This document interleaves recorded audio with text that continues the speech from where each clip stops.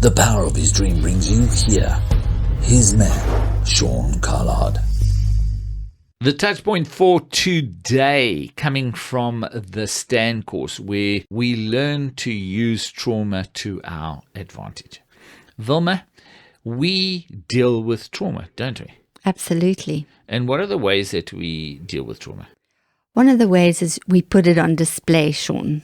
So what we do is we identify with our trauma. So when we put it on display, we're going, oh, you can't blame me. Look at the life that I've lived. If you've only known what I've been through, which is a reality to that person, and it is their perspective, how can you expect me to live a proper life? Absolutely. And then we use it to justify our behavior. Like, I can be rude or I can be angry and upset. Do you blame me? That's part of it when we put it on display. And also when people come and visit you, you will have it on display. There it is for them to see. So you will tell them about it. Everybody knows about the trauma you've social media. Very, very true. That's very, very powerful. And we just feel powered by doing that, you know? And it, as you say, it gives us an identity, but it also gives us that justification as to, yeah, I can be the way I am. Yes, and so because we identify with it, we don't want to lose it. Because it's giving you that value, even though it's a negative value. It gives me a face in the room, it gives me a story around the fire, but deep down inside, you are using it to run away from the real you. And having to face trauma is not something that's easy whatsoever. Definitely not. And the other way that we do it? The other way is we hide it. And this is probably a more common one, I think, personally, because we take it, we put it in the attic. Yeah. We put it in a cupboard, in a box, under another 7 other boxes. We disassociate, like it did not happen to me. It does not count. We avoid it. We will never be in an arena where we will ever mention that thing had happened to you. So maybe if I'm very, very boisterous, or I have ultra confidence, or I dress better, or I have more money than you, or if I work really hard, or I'm really into my sports, it just doesn't allow me to face it. And I feel one of the reasons what we've picked up on is society just get over yourself. We don't talk about those things. So true. It's not culturally accepted. Society doesn't want to know about it. Everyone has their own. And another thing, what people say is, mine is much better than yours. You know, I've got a friend that refuses. I don't hold your hand because I've been through so much in my life. As soon as you can compare your trauma to mine, then I'll hold your hand. But until then, just get over yourself.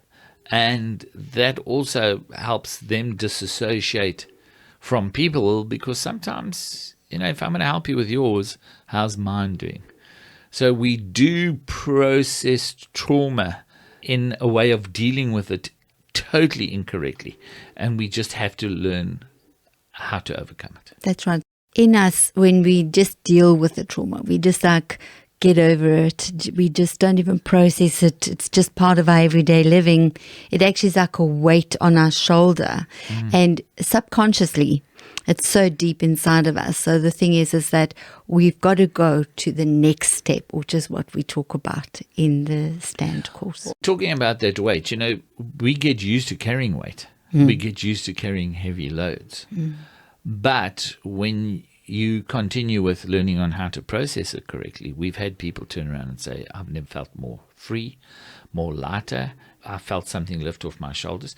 The amazing thing, and we'll probably talk about it more when we carry on with the course, people's reasoning can increase by 30% and their IQ by 25%. 25%. And that's quite amazing, because we have had one particular person who, 16 years old, went and did the trauma course. Parents phoned and said, what have you done to my child? They've totally turned around.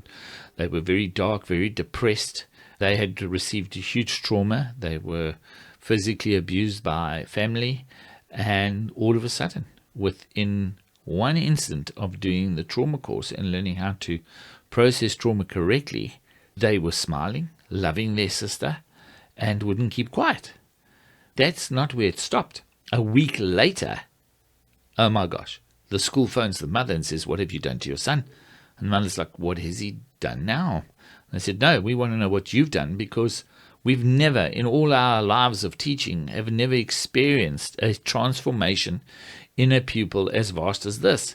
He's smiling, he's joking, he's laughing, and his maths levels have increased. His marks have increased. Now, history maybe, because I can go home and learn, but maths, that is competency, that is understanding.